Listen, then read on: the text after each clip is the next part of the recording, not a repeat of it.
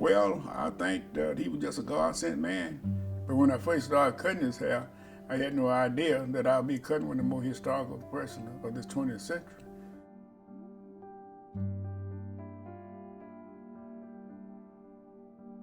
I came to Montgomery in '52.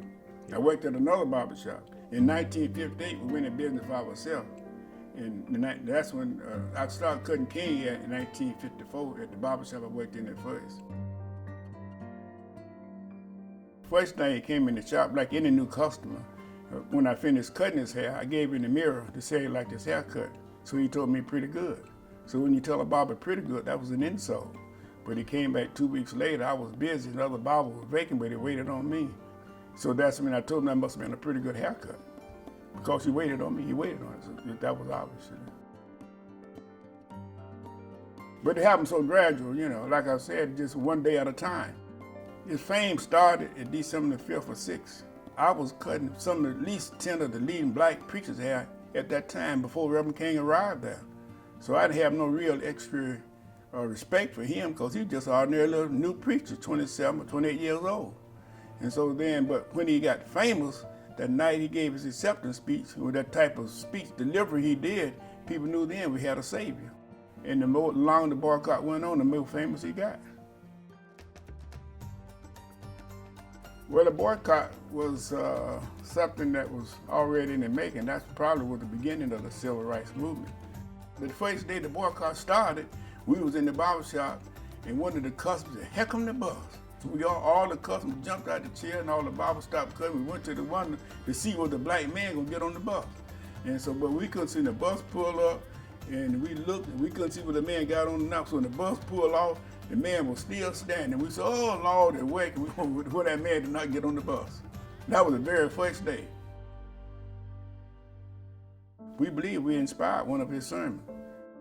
He said we should stop going to the back doors of these white restaurants. He said you dehumanize yourself. So one Friday night when we finished cutting hair in the barbershop, my boss man then said, "Hey Nelson," said, "let's go down Fairview and get some of that fried chicken." So he goes on Fairview and Holt Street. You go to the side door, you knock on the door, give the waitress your order, and you pay for it, and you stand on the sidewalk until it's cooked.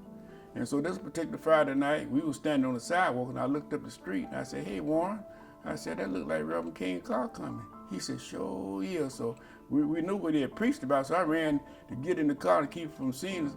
And by the time my boss man got ready to get in the car, the lady said, "Your chicken is ready." So he had to make up his mind in a split second whether he's going to go back and get the chicken or whether he's going to be embarrassed. So he went back and got the chicken. And by that time, Reverend King had stopped with a stop sign on the corner, and Reverend King bowed to him. He bowed to Reverend King.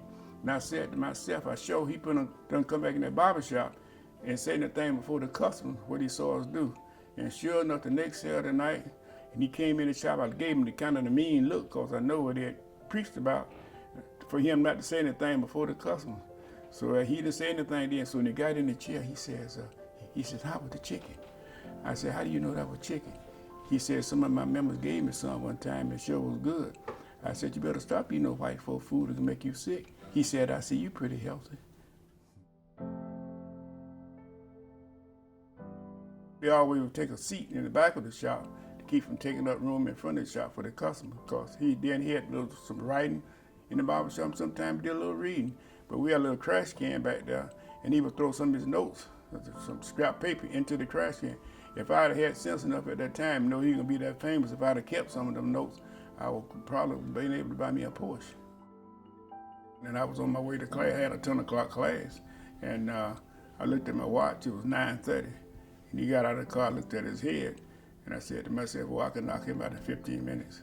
But I tell young people about my experience, it's just I wish that our relationship had started off on a more solid ground than me having that big old ego, and this man here, and eventually gonna get the Nobel Peace Prize. I tell them that it all started on this man. I tell them the importance of getting an education. His leadership started with his educational background, and how important for you to follow somebody in his footsteps.